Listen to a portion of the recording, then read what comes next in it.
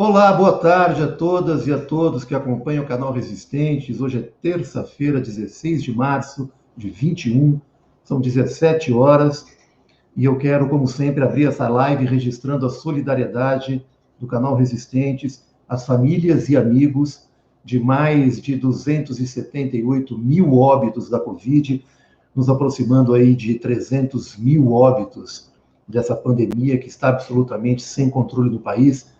Foi anunciado hoje um novo ministro para a área da saúde, mas a primeira declaração dele é que ele vai seguir as ordens do governo federal. Quem emite as ordens é o governo e não o ministério.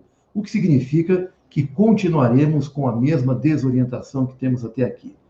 Então, faço esse registro aqui de solidariedade às famílias e amigos e rogando para que a frente de governadores encontre uma forma de coordenação nacional desta pandemia que se coloca cada vez de forma mais trágica.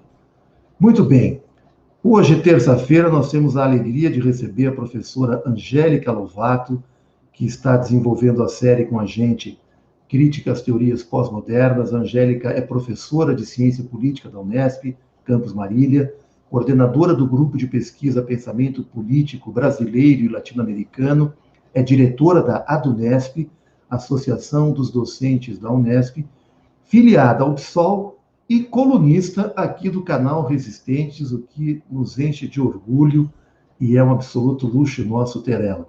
Angélica, boa tarde, seja muito bem-vinda, tudo bem?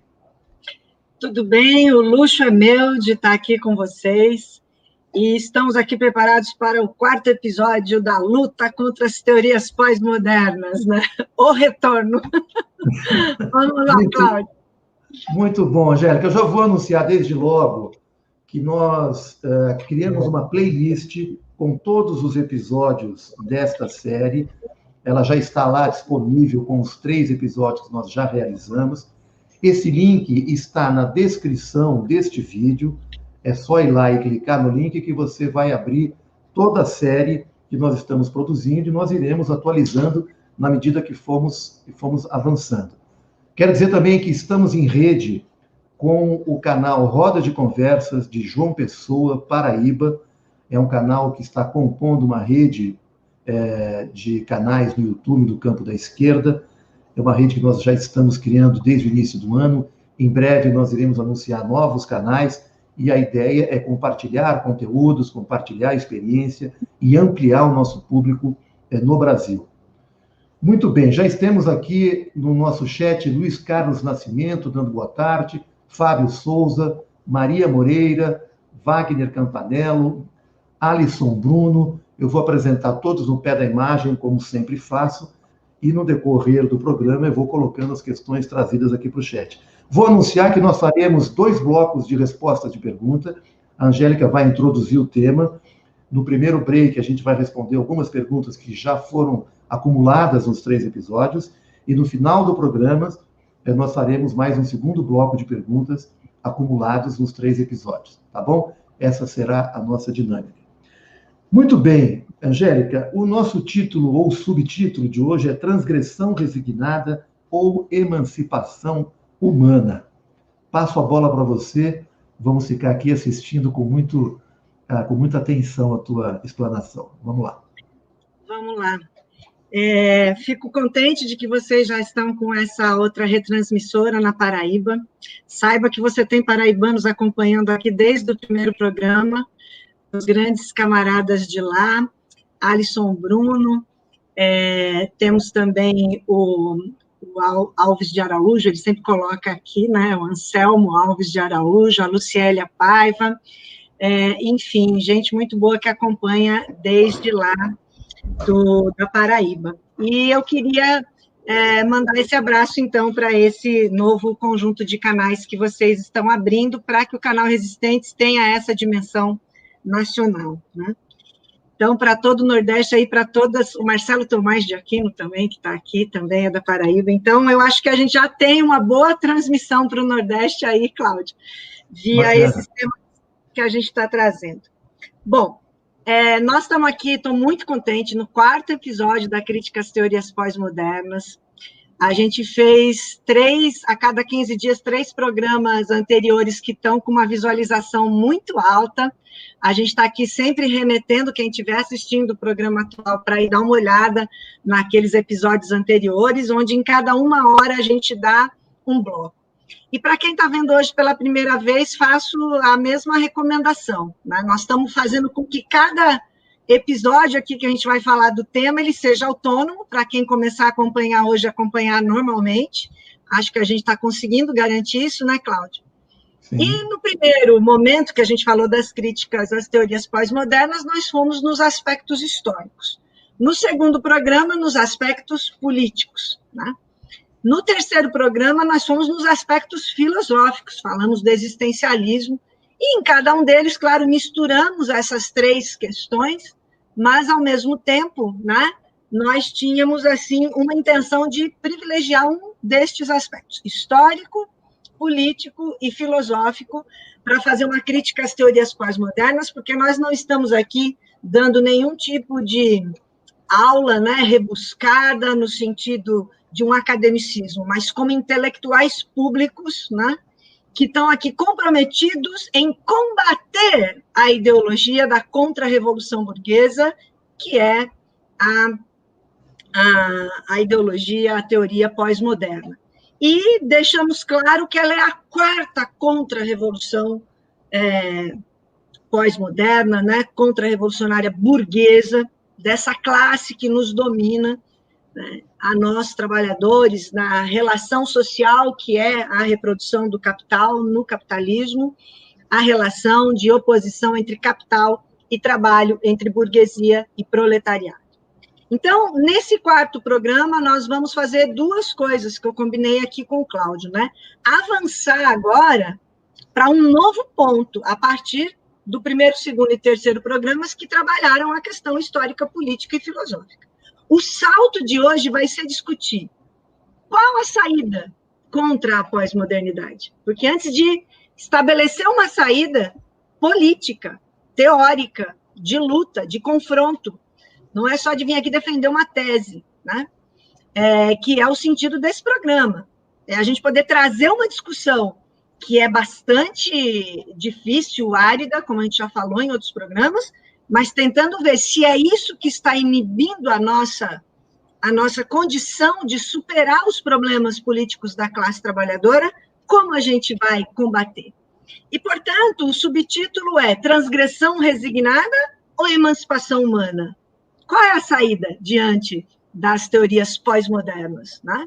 Essa 4ª contra-revolução, cuja primeira, segunda e terceira são, respectivamente, o positivismo, o relativismo, o existencialismo, que é também chamado de irracionalismo contemporâneo, e a pós-modernidade. Sempre com aquela observação de que não é uma coisa estanque, não. Primeiro veio o positivismo e a estanque do relativismo, que por sua vez vem o existencialismo e por fim nós estamos no momento das teorias pós-modernas. Não.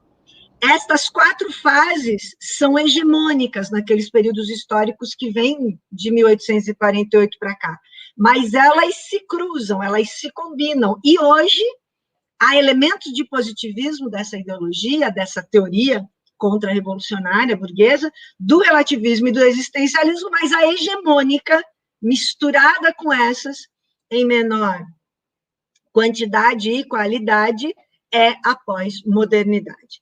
E a gente dizia logo no primeiro programa, só vou aqui recordar muito rapidamente, que o resultado da pós-modernidade é uma crítica.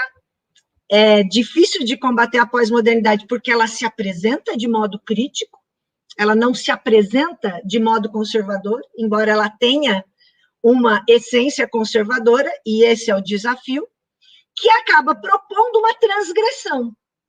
Sem dúvida, uma rebeldia, uma rebelião, mas nunca uma revolução. Porque a única coisa que traz ruptura é uma revolução. E é nesse sentido que eu gostaria de dizer aqui que essa transgressão, que é a hipótese principal de trabalho que a gente vem há anos aí discutindo, aperfeiçoando, vendo onde ela está insuficiente, como alcançar a suficiência para indicar o quê? A resignação que essa transgressão leva, né? Que foi o programa onde a gente também explicou que uma posição é de classe trabalhadora ou classe burguesa, e uma atitude é individual. E a pós-modernidade começa por aí. Ela desvencilha a classe, ela faz aparecer uma crítica individual, transgressiva, resignada, que nada muda, transgride, mas não propõe de modo algum uma ruptura. Então, dá uma radicalidade, né, ideal na fala, daí vem as concepções de lugar de fala, empoderamento, essas que nós só citamos aqui, mas ainda teremos um programa só para desvencilhar isso. Hoje, portanto, nós vamos dizer que a saída para uma transgressão resignada é a emancipação humana, é a autoconstrução humana, a construção humana do homem, homem aqui no sentido de humanidade, né? Toda a humanidade. Isso é importante, viu, Cláudio, e demais aqui, companheiros, camaradas e pessoas que estão assistindo o programa, porque se fala muito em emancipação política, mas não se fala em emancipação humana, que é um passo para além da emancipação política.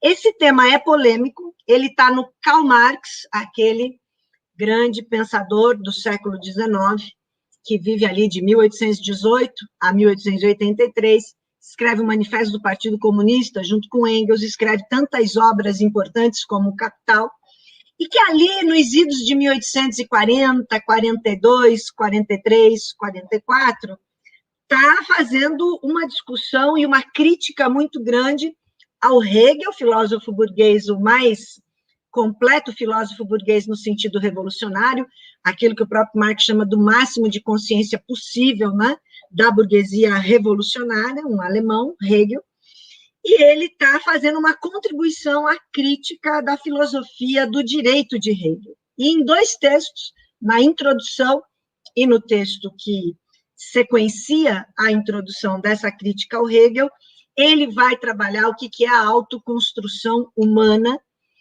dizendo qual é a função do Estado e da política, que é alguma coisa que, inclusive, no marxismo dá um grande debate. Hoje eu só vou tangenciar esse debate para poder entender como é que a emancipação humana ela é a superadora da transgressão resignada, mas, ao mesmo tempo, entender que a tomada do poder, né, não apenas a ocupação de um governo de um Estado burguês, mas a tomada do poder pelos trabalhadores desencadeia uma emancipação política do proletariado, e que vai originar uma transição socialista e tudo que a gente tem direito no processo de transição socialista, especialmente uma primeira transição, né, para superar, de fato, aquilo que é a transgressão resignada, para superar esta última contra-revolução burguesa, que esperemos que não tenha uma quinta, que a gente consiga, inspirados pelo instrumental teórico, metodológico e político marxiano e marxista, nas lutas de classes, superar, né, esses enganos, essa crítica regressiva que é feita pela pós-modernidade. Então, nesse sentido, tem duas ideias antes da gente vir assim, para o primeiro intervalo de perguntas aí que combinamos com o Cláudio, porque hoje é um programa que a gente vai falar do tema, vai resumir e avançar, né? Vai dar o salto dos 3 programas anteriores, e aí nós juntamos todas as perguntas, vimos eu e o Cláudio que tínhamos 18 perguntas dos últimos 3 programas, mas que, né, ficamos até surpreendidos, faltavam em torno de 7, 5, 6 para a gente responder, e eu vou responder hoje, fora as que vierem hoje também, tá? Então, a gente está nesse 4º programa aqui, ele é uma transição entre os 3 primeiros e os 3 próximos que virão, né? Esses 3 próximos que virão depois do de hoje, a gente já tem certeza. Lá adiante, a gente vê como é que faz, né, Cláudio? Ainda mais da forma como está todo mundo acompanhando, a gente percebe que aumentam as visualizações, porque o pessoal vai procurar a nossa discussão anterior. Então, voltando, emancipação humana. Ela é o salto de qualidade de 2 transições que ainda estarão no âmbito da emancipação política, mas tomando a propriedade privada dos meios de produção à burguesia.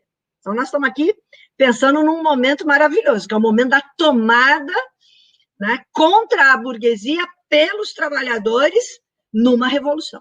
E, claro, ela não pode se realizar.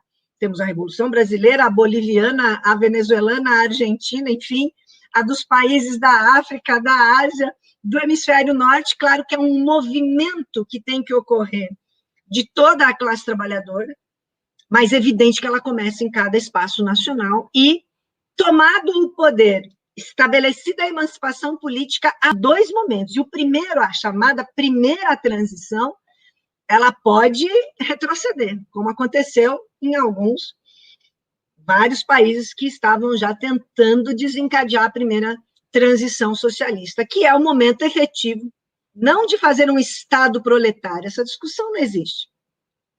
Até tem algumas perguntas sobre stalinismo e etc., que a gente vai responder hoje, eu posso aprofundar na hora que nós estivermos fazendo isso. Mas numa primeira transição socialista, nós temos a configuração da condição de força, de correlação de forças, estando no poder, os trabalhadores retirarem, né, tomarem e destruírem a outra classe. É o primeiro momento.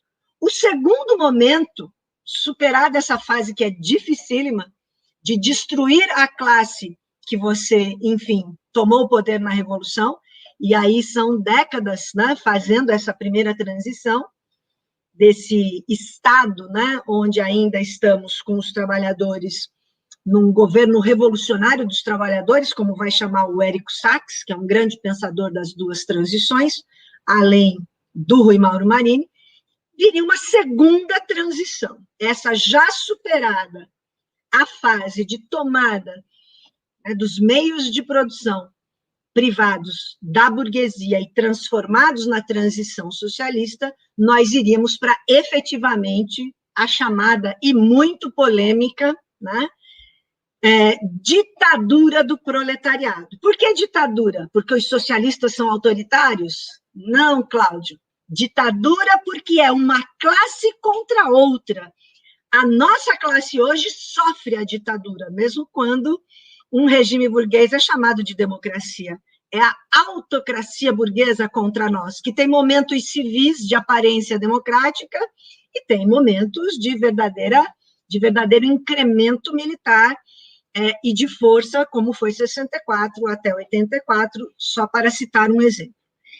Portanto, a maneira de superar em duas transições, ainda fazendo uso da política e ainda sendo necessário um Estado, vem o rompimento que Karl Marx vai colocar com todas as letras de como superar a política com a construção humana do homem, com a emancipação humana, que é a possibilidade de já ter os meios de produção da classe trabalhadora em suas mãos, tomado da atitude privada, né, e da materialidade burguesa, na primeira transição fazendo isso, e na segunda com a ditadura do proletariado, rumo àquilo onde a emancipação humana será possível. Por quê?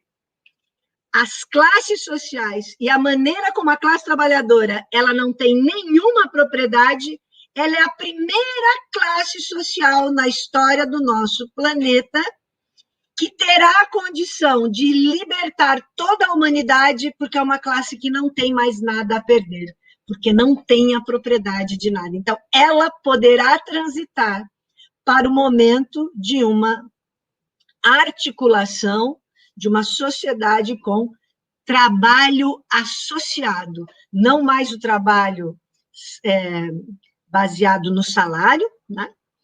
O assalariamento, não mais o trabalho feudal do servo, não mais o trabalho do escravo, tá? E sim o trabalho que não resultará mais da extração do mais-valor.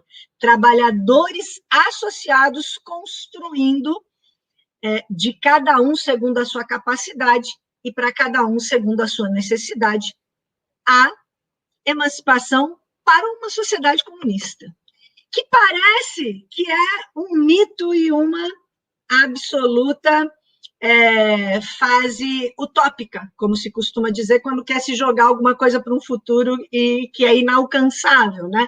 Neste sentido de utopia, que tem alguns outros sentidos também. Então, nesse primeiro momento, eu quero lembrar de que só a emancipação humana, este processo de superar a política, ou seja, o Marx fala claramente, a política tem que tornar-se desnecessária, evidente, vou falar 3 vezes, evidente, evidente, evidente, após a completude das suas tarefas, e que nós ainda vamos estar em meio à política, Cláudio, muito tempo, porque nós ainda nem fizemos a Revolução Brasileira e Mundial, e depois ainda tem 2 transições, enfim, o planeta tem que caminhar conjuntamente a esse momento de trabalhadores associados, mas ele é perfeitamente possível de ser construído. E mais, destruir o Estado. É nesse sentido que o Marx ele não é um aperfeiçoador do Estado, ele não propõe um aperfeiçoamento do Estado. Ele propõe, isso sim, uma destruição do Estado. E nessas obras da década de 40 do século XIX, especialmente a primeira metade da década de 40, 1843, 44, ele tem 2 textos magníficos. Esses 2, de crítica ao Hegel, a introdução e a contribuição à crítica da filosofia do direito de Hegel, e um artigo pequeno, mas muito valoroso, que são críticas marginais ao artigo O Rei da Prússia e a Reforma Social, de um prussiano, que o Marx assina contra o Ruge, que era, né, um debate que ele fazia do que é revolução política e do que é revolução social. Com isso eu vou, assim, um pouco encerrando essa primeira parte, né? Onde eu estou apresentando o tema de hoje, que é o salto dos 3 últimos. A revolução política é a primeira revolução que a gente tem que fazer, a que toma o poder. É a mãozinha aí do Resistentes, né? Que a gente estava falando desse programa passado. Mas qual que é o avanço? O avanço é a revolução social. Nós temos que fazer uma revolução política com alma social e não terminarmos a nossa própria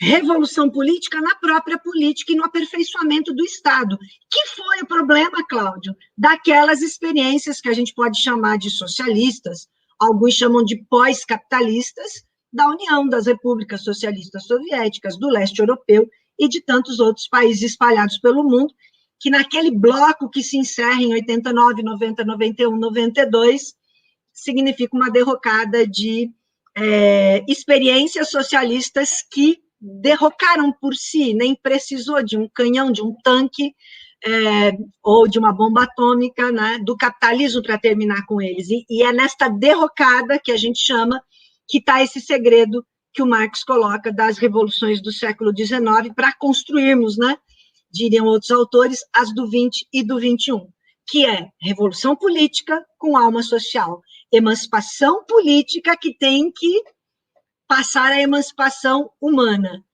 transição socialista com 2 momentos e a construção de uma sociedade de trabalhadores associados. Tenho certeza que ficou bastante, digamos assim, apenas demarcado e temos que desdobrar. Mas vamos lá, finalizando essa primeira parte, né, para o Cláudio vir com perguntas aí que a gente vai responder. Está sem microfone. Desculpe. Estamos com uma audiência muito boa. Deixa eu registrar a presença aqui do professor Valdemares Guissardi, que gosta muito das suas explanações, me fala muito sobre elas todas as vezes que a gente... Um abraço para o Valdemar. Anselmo Alves Araújo, Dom Caçafetes, Carlos Lima, André F. Garcia, Lucélia Paiva, tem gente de Pelotas, gente lá da Paraíba, como você citou. Quero agradecer a presença de todos aqui. Algumas perguntas já estão chegando. Se nós não respondermos hoje, nós vamos acumular essas perguntas para responder a posteriori, mas como nós combinamos nesse primeiro break, vamos elencar algumas questões dos programas anteriores para a Angélica responder. Quero aproveitar, pedir like, compartilhamento, inscrições no canal Resistentes para aqueles que ainda não são inscritos, inscrições também na nossa TV, que está aqui transmitindo simultaneamente lá de João Pessoa, roda de conversas. se inscrevam na TV Roda de Conversas também, e com isso a gente vai fortalecendo uma rede de canais nacional para poder levar a nossa discussão e a nossa reflexão cada vez a um público maior. Muito bem.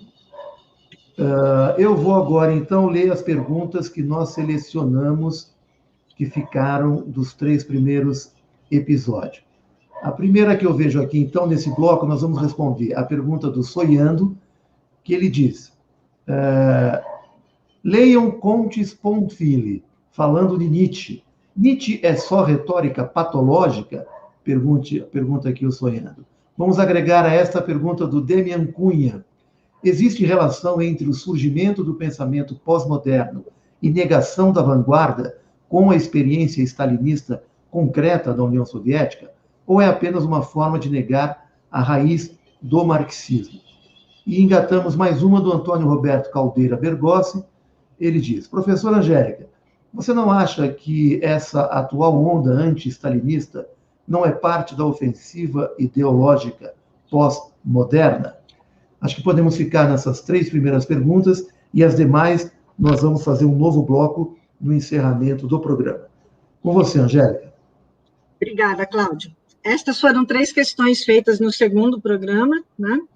E que, com a caminhada que a gente fez de lá até essa de hoje, que estamos falando da emancipação humana, eu gostaria de responder. No caso do Solhando, a questão da leitura do André Comte Sponville. Ele está nesse livro aqui, tá? Por que não somos Nietzscheanos? Que é uma publicação que eu ajudei a fazer nos anos 90, quando a gente tinha uma editora chamada Editora Ensaio, que era um grupo comunista, né, que fazia um movimento de ideias e fazia uma crítica já desde ali a esses autores, né, pós-modernos, estudando na raiz da questão do Nietzsche e também do Foucault, essa determinação. Claro que o Nietzsche é um autor proto-existencialista e o Comte um autor proto-pós-moderno, mas bebe na fonte nietzschiana. E nesse texto, Por que não somos Nietzscheanos, onde a gente também tem 2 grandes filósofos franceses, o Luc Ferry e o Alain Renaud, e alguns outros nomes, Robert Legros, Vincent de Combe, Alain Boyer e outros, né? É um momento muito importante. Eu vou fazer os próximos 3 programas que a gente está anunciando, Cláudio, eles serão, um deles só sobre o Nietzsche, como eu já fiz um aqui sobre o Foucault, a crítica ao Foucault, evidentemente, e depois vai ter mais um de crítica ao Foucault também, né, nas 2 fases que a gente nota desses autores, dentro do que é difícil desmontar a pós-modernidade. Então, queria ressaltar essa pergunta do Solhando, que é a questão do Nietzsche como retórica patológica, tá? Concordo com essa argumentação que vem desse conjunto de autores franceses, weberianos, tá? Não são marxistas, que fazem a crítica ao Nietzsche. Então, eu queria, nesse ponto aqui, independentemente se você que está ouvindo o programa não conhece quem é Max Weber e também não conhece quem é o Nietzsche, a gente está aqui tentando trazer esses autores, a gente sabe, pelos episódios anteriores, que o Weber é o cara da segunda contra-revolução burguesa. E haverá uma disputa, é isso que é importante para nós marxistas, onde o weberianismo discute com a questão nietzschiana, onde há o confronto.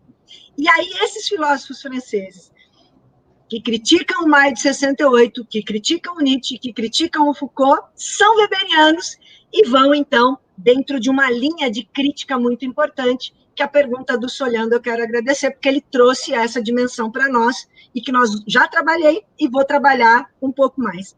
E a segunda questão, ainda pegando no esquema do Nietzsche, de que os autores weberianos trabalham com tipos ideais, né? Eles constroem um tipo de pesquisa que é diferente da do Marx, que vai direto, né, ao concreto e tenta estabelecer análises concretas de situações concretas.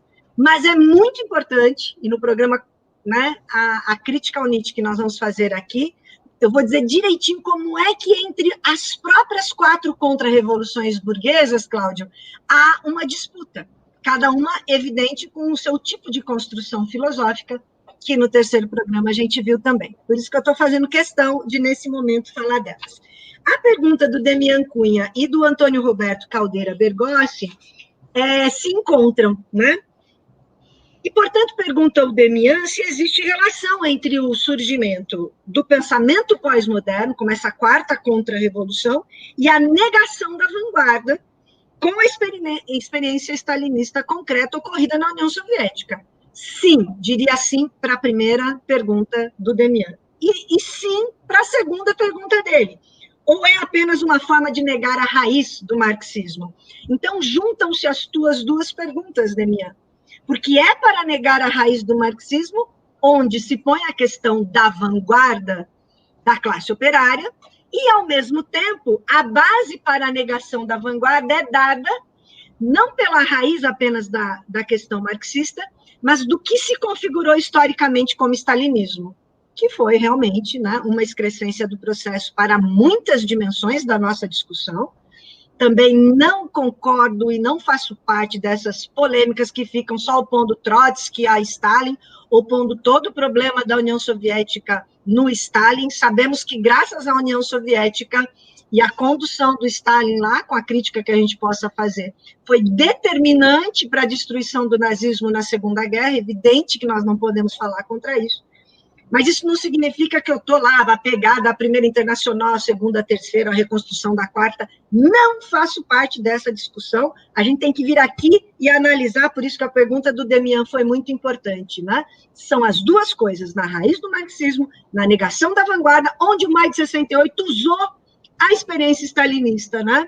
E que é chamada de autocrática, confundindo tudo que é o socialismo para essa discussão pós-moderna. Então, muito importante. E, portanto, na pergunta do Bergossi, né, se eu acho que essa atual onda anti-stalinista não é parte da ofensiva ideológica pós-moderna. Sem dúvida que é, mas não é só isso. Há uma discussão de fundo na esquerda revolucionária que precisa ser feita a respeito do Stalin.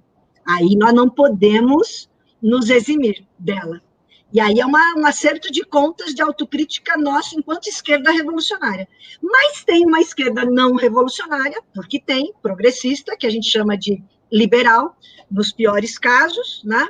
Que faz, sim, o discurso do Maio de 68, do anti-stalinismo, no sentido de anti-stalinismo reduz anti-socialismo, anti-comunismo, anti-tudo.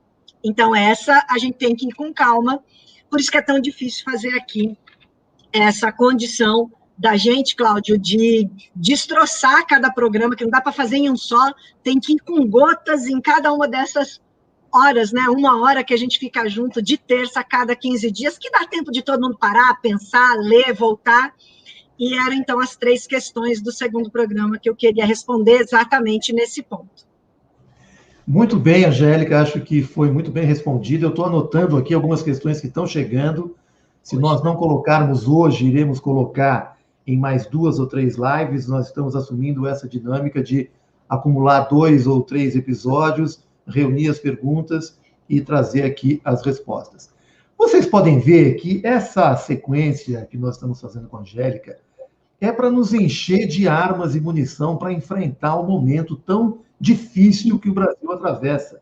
Quer dizer, nós não estamos aqui anunciando a transição socialista para a semana que vem, mas estamos dando instrumentos teóricos para que a gente se fortaleça na nossa militância do dia a dia.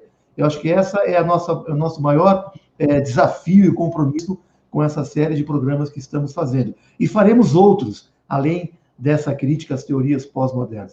Eu quero aproveitar a Angélica para tirar dela tudo o que ela tem de mais brilhante que ela acumulou intelectualmente ao longo da sua vida, e faremos aqui ainda uma série de outros tantos temas que iremos abordar. Angélica, nós já estamos com 34 minutos, eu vou passar para você, então, fazer este segundo bloco, reservando os 10 últimos minutos para a gente responder o segundo bloco de perguntas. Vai lá. Olha, eu queria fazer o seguinte, que é muito importante. No meio desses 15 dias entre o último programa e esse, o Lula voltou a ser elegível, é assim que se pronuncia, né? Elegível. Nós tivemos uma mudança no quadro mais grave ainda da doença, com uma cepa dificílima e 10 vezes mais mortal do vírus que veio vindo dos últimos 2 meses e que, né, decretou aqui o estado de emergência em São Paulo, em outros estados. Renovaram-se esperanças numa esquerda que já fez algo lá atrás. Essa mais ligada ao Lula, a despeito do ser justo o que aconteceu, no sentido de que estava errado há 5 anos mesmo, o que fizeram com o Lula, colocando inclusive na cadeia, e de repente, 5 anos depois, olha, estava errado aquilo ali, para a gente ver como as frações burguesas manejam, manipulam, né? Ele não foi absolvido, evidentemente, mas ele volta a ser elegível, justamente porque o seu processo estava correndo em seara errada, digamos assim, e de repente está elegível de novo, e você vê uma mudança na correlação de forças, só que para nosso desespero, e é aí que tem que ter todo o cuidado, não é simplesmente uma indisposição ou não com a esquerda liberal, ou com o retorno do Lula, que é grato por todos os sentidos da injustiça que era posta, mas isso muda politicamente alguma coisa para nós, ou nos voltará a pesadelos do passado? Né? Porque aí é a não renovação, né, de outro nome para a esquerda, é a volta, eu assisti ao vivo, em tempo real, às 3 horas em que o Lula deu a entrevista coletiva, né, e falei, precisamos combater as ideologias pós-modernas ainda mais a fundo, porque ele deixa claro 3 questões. O seu brilhante modo de interpretar, né, as questões populares, os exemplos que ele dá, quando ele fala com o povo, né, ele tem essa capacidade, e as 2 questões que vêm em seguida dessa, ou seja, já acenou para o agronegócio e para o capital financeiro e falou, olha, é o seguinte, não adianta baixar aí a bolsa e subir o dólar, agora a gente voltou e está tudo certo, né? Querem combater o Bolsonaro? Votem no PT, não precisa de frente ampla. Então, ao mesmo tempo, ele deu uma porrada na direita e uma porrada na frente ampla que a esquerda queria fazer, e vai continuar querendo fazer, mas disse, olha, não precisa mais agora, é só votar no PT.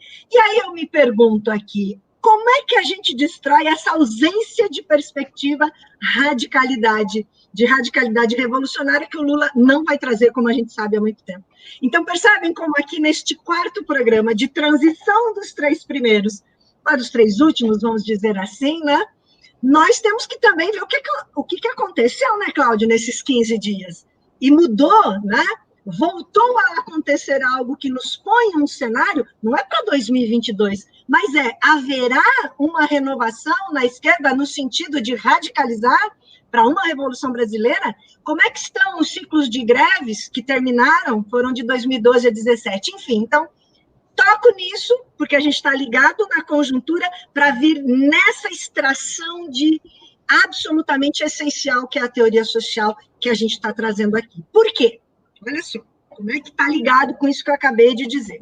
E vou falar aqui uns 10 minutos para a gente reservar essas perguntas do programa de hoje e as 3 ou 4 que ainda tem do anterior. Programa de transição, bonito, que é o que a gente quer, um programa de transição socialista, né? Mas, no caso aqui, é do nosso 4º programa mesmo, tá certo? Onde é que está a atuação da esquerda hoje e que é pós-moderna? E uma das questões que nos fizeram em programas anteriores tem pós-modernidade na direita também? Ou só na esquerda liberal, só na esquerda não revolucionária? E, às vezes, até mesmo em alguns estratos dos revolucionários. Tem nos 2 campos. Tá? Esse, realmente, eu não me lembro o nome da pessoa que fez essa pergunta, mas ele saberá, né, que estou aqui respondendo. A pós-modernidade, vamos lá, aonde nós temos que destruir na teoria para vir na política e na história entender os últimos 15 dias e os próximos 2 a 5 anos. A pós-modernidade eleva o irracionalismo a um patamar superior a dos seus antecessores, superior ao momento do Nietzsche, superior ao momento do Deleuze, dos autores do Sartre, que a gente já trabalha aqui na semana retrasada, do Heidegger, né? E a gente vai fazer também um programinha aqui um pouco mais específico sobre o Heidegger, porque, como a gente sempre lembra, não é uma sopa de letrinhas, é como eu vou enfrentar a questão da revolução no Brasil ao me munir disso. A pós-modernidade leva a luta para as margens. A ordem social burguesa, a pós-modernidade diz que é impossível de ultrapassar. Então, só dá para renegociar nossa dependência, só dá para renegociar nossa condição de trabalhador num capitalismo periférico, que é a perspectiva do petucanismo, que a gente já falou tantas vezes aqui, a dependência, né? A renovação dos laços de dependência, né? Em graus, renegociação de graus, Fernando Henrique Cardoso, e a renegociação da pobreza nos esquemas dos governos petistas. Então, a classe trabalhadora é anunciada pela pós-modernidade como não tendo potencial de transformação social, só em micropoderes, margens, em lutas de causas das opressões e não das lutas de classes. E é nessa estrutura que vem um dado, né? Identitarismo, vem um dado espontaneísmo, acreditar, né, no personalismo das lideranças, então no personalismo de Lula, no personalismo de Ciro, no personalismo de Boulos, no personalismo de Dória, no personalismo de Bolsonaro. Então, é essa a armadilha da pós-modernidade, te jogar para a atitude individual e não para a posição de classe. E aí, como o Lula ele não tem uma posição de classe do ponto de vista político, né, e muito menos econômico, ele volta anunciando em 3 horas de uma entrevista que a conciliação de classes está de volta, né, e que o capital financeiro e o agronegócio, que são as duas dimensões que a gente tem aqui do nosso capitalismo dependente e subdesenvolvido, ele vai voltar a monitorar isso. E essa coesão burguesa sabe disso. Então, nessa disputa, que não é simplesmente presidencial, mas de correlação dessas forças, né, nós não conseguimos superar o irracionalismo. Pô, mas como que nós vamos ligar a entrevista do Lula ao irracionalismo? Da seguinte forma, tá? Depois daquilo que é chamado de uma debacle, de uma derrocada do socialismo, de 92 para cá, a gente só tem um sistema funcionando, que é o sistema capitalista. E um autor, o mais brilhante dele nos nossos tempos, né, que já morreu, mas que sua ideologia continua, que é o Foucault, com a questão da luta pelos micropoderes apenas, e as margens do sistema que vão dar uma deliberação. Portanto, eu estou negando a vanguarda da classe operária. E, ao negar, nós temos o que no mundo hoje? No mundo como um todo.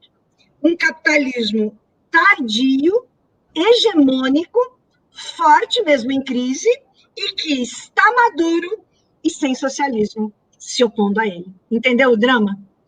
E aí, né, inclusive, a resposta a uma nova necessidade social, que é essa do capitalismo imperando no mundo, traz essa grande ideologia contra-revolucionária burguesa, tá? Eu estou falando aqui de um livro de 66, As Palavras e as Coisas, do Foucault, mas vou falar também de uma série de outras implicações, tá? Então, o Nietzsche seria o irracionalismo daquele período do imperialismo, do primeiro imperialismo, o de 1870, que tem a Comuna de Paris, que eu sei aí que vão ter os programas, e a gente vai falar da Comuna de Paris, né? Que esse ano aí se comemora, e, ao mesmo tempo, a pós-modernidade e o Foucault são o momento de um chamado neo-irracionalismo, do irracionalismo no período onde o socialismo não existe mais. Então, vamos lá, isso é importante para esse programa de hoje. Sem isso, não vamos entender essa ponte que o quarto programa está sendo entre os 3 anteriores e os 3 próximos. Eu acho até que esse programa vai ter que ser visto 2 vezes pelas pessoas. Quem está assistindo, né, assistir de novo depois. Por quê? Porque nesta ligação daquilo que eram as 4 contra-revoluções para a superação do que é a pós-modernidade, os 2 irracionalismos são muito importantes. Repito, então, o irracionalismo inspirado em Nietzsche, que combate o primeiro momento do imperialismo, vocês sabem, é a fase de capital monopolista, de cartéis, de trustes, é o momento em que a Inglaterra assume aqui, tem miséria, e nós temos 200 anos de capitalismo, mas temos miséria. E o que nós vamos fazer com isso? Explorar, continuar explorando e controlar ideologicamente. Aí você tem, né, John Stuart Mill, uma série de social-liberais, né, que vão ser aqueles novos elementos da camada burguesa, que a gente estuda principalmente na ciência política, mas que tem, ao fim e ao cabo, o guarda-chuva do irracionalismo nietzschiano do primeiro imperialismo, 1870, 1914, até 18, final da Primeira Guerra Mundial. E aí vem esse neo-irracionalismo Foucaultiano, deste capitalismo maduro e sem socialismo contra. Aí é nadar de braçada. Essa é a nossa fase, gente. A nossa é a pior. Nós estamos há 50 anos nadando contra essa maré de ir para as margens do sistema, para as periferias e para as causas. E enquanto a gente está fazendo isso, nós não temos a condição ideológica e prática de pôr a questão da vanguarda de novo, de colocar a questão revolucionária. E se esterilizou por completo, sem uma experiência socialista que tivesse dado certo mundialmente, é assim, pô, até o Sartre tentou e não conseguiu juntar existencialismo e marxismo, então o marxismo está superado e é o irracionalismo que tem que se pôr. Não gostou? Se conforme, que é a maneira como vem duas questões. O neorracionalismo, portanto, do Foucault, é uma resposta secundária e retrógrada a quem? Ao materialismo dialético, ao Marx. Marx vai falar de emancipação humana. Então, a quarta contra-revolução burguesa, ela é anti-humanista até o último fio de cabelo. Ela mata o sujeito. Ela mata o homem e ela põe no lugar as estruturas aos quais os homens estão subordinados. Então, a pós-modernidade se mistura com uma coisa chamada estruturalismo, eles se batem entre si, e aí vem um pós-estruturalismo. E o conjunto dos três autores, dos três conjuntos de autores, da pós-modernidade, do estruturalismo e do pós-estruturalismo, é o quinto programa. Porque se a gente não começar a mexer nesse vespeiro, quem está aqui assistindo, que é trabalhador, que é simplesmente está desempregado, ou já se aposentou, ou é estudante, seja quem for que esteja aqui assistindo o canal Resistência, que não está dentro de uma universidade, está aqui para pegar essa arma teórica para a gente lutar materialmente. Nós vamos decifrar o que é, o que são esses três conjuntos de autores. Eu vou nominar para vocês, porque eles aparecem citados no jornal. Alguém está falando Nietzsche, alguém está falando do Foucault, alguém está falando do Heidegger, do Sartre, do Deleuze, né, que é um cara ainda muito comemorado da escola de Frankfurt, tá bem? Então, tudo isso nós vamos decifrar no quinto, por quê? Porque a transição está aqui, eu quero que se entenda, então, que há uma resposta retrógrada, uma crítica regressiva, aquilo que eu falei da resistência no programa passado. Quando eu só resisto, eu vou indo para trás, eu tenho que avançar com alguma coisa. E esta resposta secundária e retrógrada, que é a pós-modernidade, que é o neo-irracionalismo, representado basicamente pelo Foucault, para muito além do Lyotard, que é considerado o autor pós-moderno, tá? Ao materialismo dialético. Dito isso, né, na pergunta em que se colocou, já é 17h48, entre a angústia e a segurança, eu só vou indicar, tá? A angústia é como a esquerda leva a pós-modernidade e diz que só é possível agir pela atitude, nunca pela classe. E a segurança é a forma como Lavos de Carvalho e outros tantos vão pegar a pós-modernidade pelo seu lado à direita. Mas fica lá naquela jogada que a gente sempre faz, né, colocado para o quinto programa. E nesse quarto agora, acho importante a gente desvendar esse conservadorismo da pós-modernidade pelas perguntas que estão aí dos programas anteriores selecionadas. Se der tempo, os de hoje também, tá? Muito bom, Angélica. Chegaram muitas questões hoje. Talvez a gente não consiga colocá-las para discussão ainda hoje, mas vamos selecioná-las para daqui 1 ou 2 programas elencarmos essa lista e aí fazermos as suas considerações, evidentemente. Então, vamos lá. Vamos para o nosso segundo bloco de perguntas, começando com o Wagner Campanello, que diz: qual a diferença entre a luta pela emancipação e a luta pela libertação da mulher? E ele engata mais uma: qual é a origem da opressão da mulher? E finaliza dizendo: como você vê a entrada da mulher na produção capitalista? Aí eu vou engatar mais uma do Carlos Lima. Voltando um pouco, o que achas das críticas de Henri Lefebvre e Nietzsche e Sartre? Acho que você já comentou isso nos programas anteriores, mas enfim, está a pergunta dele. Leandro Sebage diz: é possível unir identidade e posição na mesma luta? E vamos finalizar com o Pedro Augusto Domingos, que ele diz: o pior é que quando contestamos esse pensamento, somos chamados de esquerdomachos. O que fazer? Devolvo para vocês. Essas daqui foram questões do terceiro programa, quando a gente entrou na discussão de identidade, identitarismo e lutas de classes, e hoje eu estou entrando com a emancipação humana, superando a transgressão resignada. É o momento de responder a essas questões. Eu vou fazer da forma mais breve possível, porque a gente vai voltar várias vezes a esse tema, porque eu acho que essa é a grande questão do nosso tempo, né, aqui, de superar as teorias pós-modernas, ou seja, se ela é uma ideologia que nos faz dizer coisas que parecem de esquerda, mas são uma contra-revolução burguesa, quem em sã consciência, na hora que descobrir isso, vai continuar pós-moderno? Se for trabalhador, ninguém, tá? Então, vamos lá, vamos ver o que eu consigo pegar daqui. Quando a gente fala em emancipação humana, como superação da emancipação política, claro que nós estamos falando das lutas de classes, e claro que nós estamos falando também, dentro da exploração capitalista, as opressões garantidas aí na luta por essas causas, tá? Portanto, a emancipação da mulher, ela tem que ser também a emancipação humana. Ela só vai se emancipar completamente quando ela também não estiver oprimida na classe. Não tem uma emancipação da mulher separada da emancipação do homem, ou separada da emancipação indígena, ou separada da emancipação do negro, ou separada da emancipação LGBT, ou tantas outras causas, tá?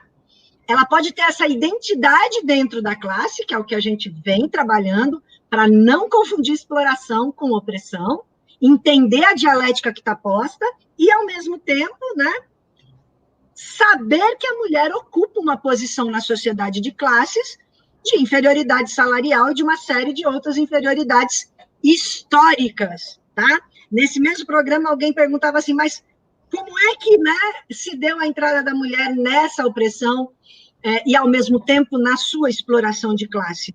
Desde o surgimento da família, da propriedade privada e do Estado. Então, não é uma questão só do capitalismo. Quando a gente pega essa questão histórica e ela é desvencilhada por uma luta feminista que se desvencilha da questão machista, não obstante a realidade do machismo, aí eu compreendo a pergunta do Pedro Augusto Domingues, que é um vespeiro para responder, mas eu vou começar todos sabendo aqui que eu tenho a minha posição comunista emancipatória de luta das pessoas, mulheres inclusas, todas as causas inclusas, todas as opressões inclusas. Há, de fato, momentos, né, em que, dentro da violência que ocorre, né, contra a mulher, também há uma violência desenvolvida de mulheres contra homens. E é nessa hora que a gente passa a fazer essa defesa também, por exemplo, de homens que são acusados injustamente de algo que não fizeram, mas que, porque são acusados por uma mulher, passam a sofrer, né? Eles é que têm que provar o ônus fazer o ônus da prova e não o contrário, né?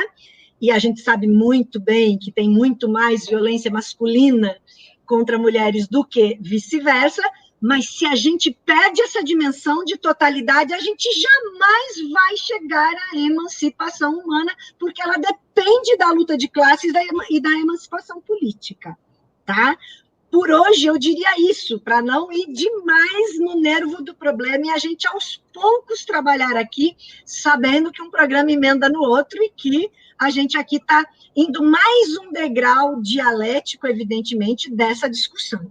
E, por fim, né, quando se fala ali, se é possível, do Sebage, né, Leandro Sebage, unir identidade e posição na mesma luta, sim. Identidade e posição de classe na mesma luta, sim. É a saída para a emancipação política e humana e não ter violências que se diferem em qualidade, que são todas consideradas dentro do mesmo saco, que a gente está negando uma parte da realidade. Mas identitarismo e posição de classe, essa é a jogada da pós-modernidade, de como a gente vai ter que combater uma luta que parece que nos mobiliza quando nos atrasa na luta de classes, tá? Ou seja, a gente vai um degrau por vez, repito. E, por fim, do Carlos Lima, o que achas das críticas de Lefebvre, Henri Lefebvre, a Nietzsche e Sartre são magníficas. É uma das minhas referências, tá certo? Porque é o momento ali dos anos 50-60, que o Sartre está tentando discutir isso, mas não sai do existencialismo, que o Lukács está avançando e se refere a Lefebvre, né? E Lefebvre se refere a Lukács. Então, é onde eu busco uma parte daquela raiz do problema, onde eu vou ali interpretar o existencialismo de Heidegger e Nietzsche a partir das críticas do Lukács, na introdução a uma estética marxista, né? E também aqui do principal do Lukács, existencialismo ou marxismo, que eu chego a gostar às vezes mais do que o Destruição da Razão, mas os dois são complementares, né? É que esse daqui é onde ele inicia a crítica e termina no Destruição da Razão. Então, é aqui que eu queria valorizar a pergunta do Sebagi também. Como são 17h55 e tem algumas perguntas do programa de hoje, eu posso ficar até umas 18h05, né, que daria uns 10 minutos, porque hoje é meu dia de aula também, e responder algumas que você tenha selecionado do programa de hoje, Cláudio. Então, Angélica, foram tantas que eu teria que selecionar agora. Eu, antes, quero anunciar a nossa programação de hoje. Nós vamos ter, às 19 horas, uma transmissão simultânea com a TV Roda de Conversas, lá de João Pessoa, Paraíba, cujo título é O Clamor das Comunidades por Democracia e Desenvolvimento, Comunidade Agrícola de Mussumagro, João Pessoa, Paraíba.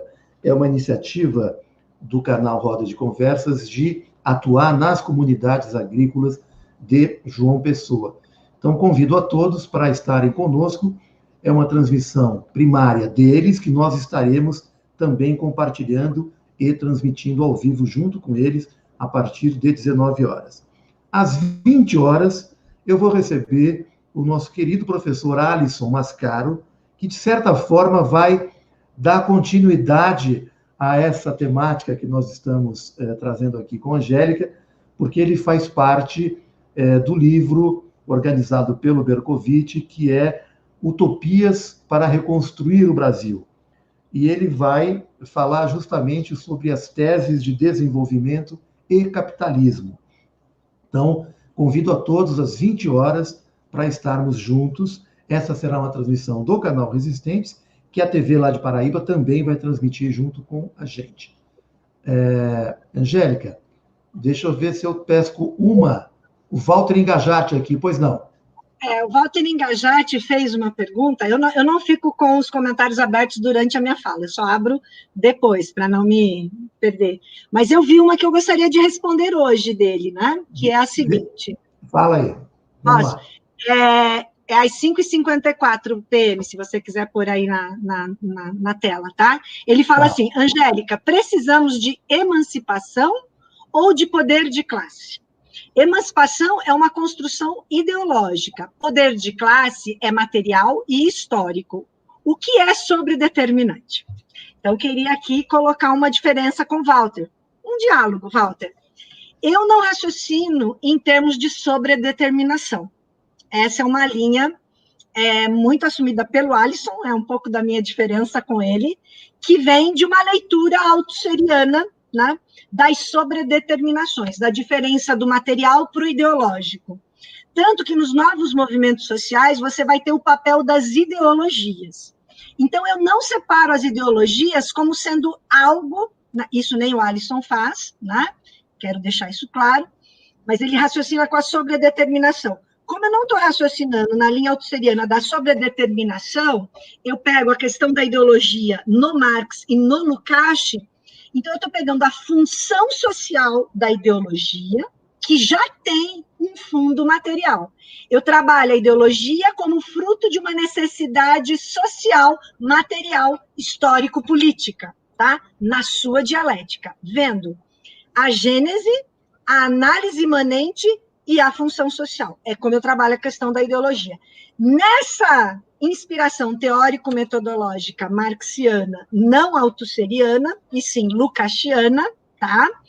Eu entendo emancipação na linha do Marx, na crítica que ele faz à filosofia do direito de Hegel, como o momento já da superação do poder de classe, O momento da emancipação humana já é a superação da emancipação política.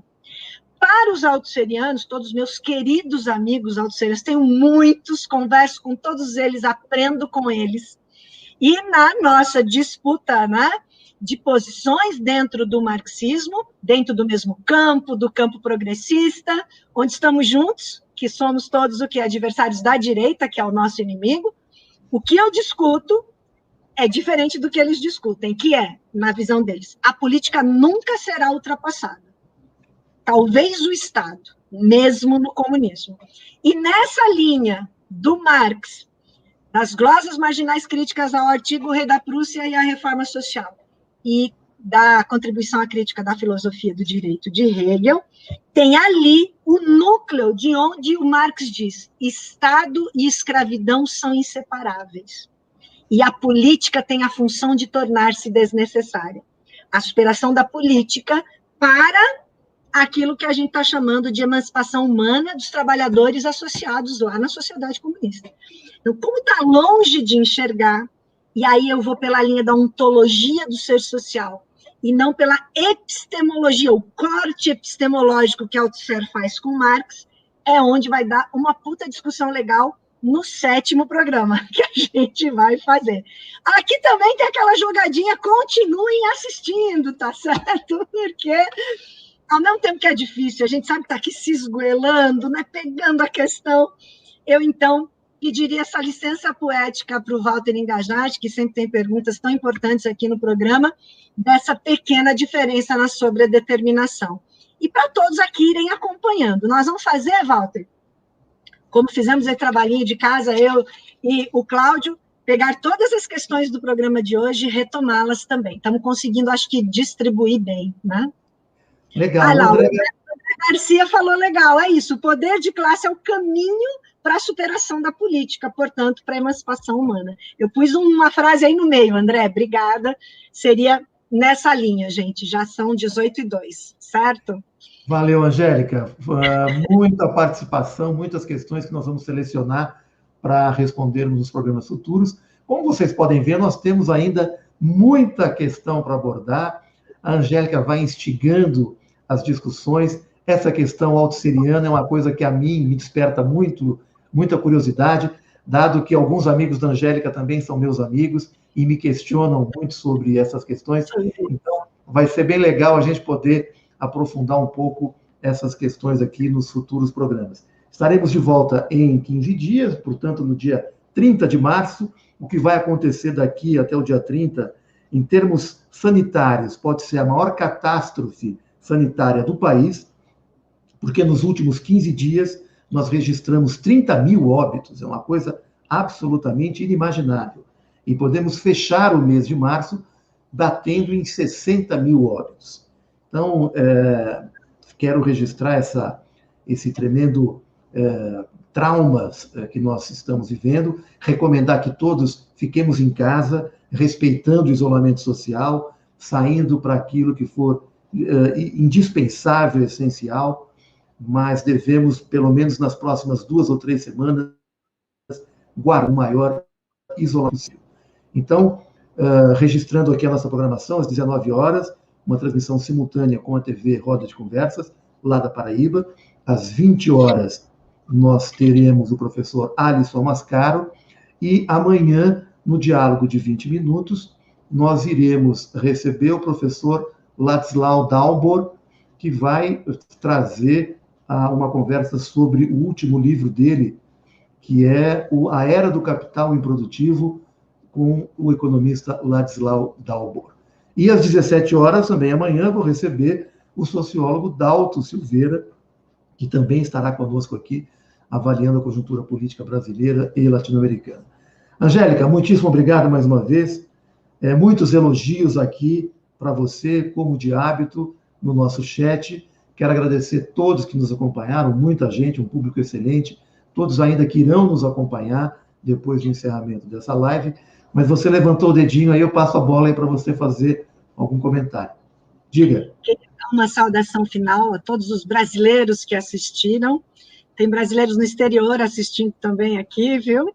E também vai um abraço especial hoje para os paraibanos. A gente vai escolher cada estado um dia aí, né, Cláudio? Porque hoje, de fato, o canal novo e os nossos camaradas que já assistem sempre o programa aqui. E quero deixar, é para isso que eu levantei o dedinho, um grande abraço para o Alisson Mascaro, que é um intelectual que eu respeito muito, que tem exercido uma grande influência, né, no pensamento de esquerda, na ação de esquerda também, e que eu admiro demais, e que as nossas eventuais diferenças num campo mais tático do que estratégico, né, tem tido sempre uma grande fertilidade. Então, é assim que a gente tem que caminhar na esquerda, né, divergindo e, ao mesmo tempo, olhando, divergindo taticamente, talvez, mas olhando para uma direção só, que é a revolução.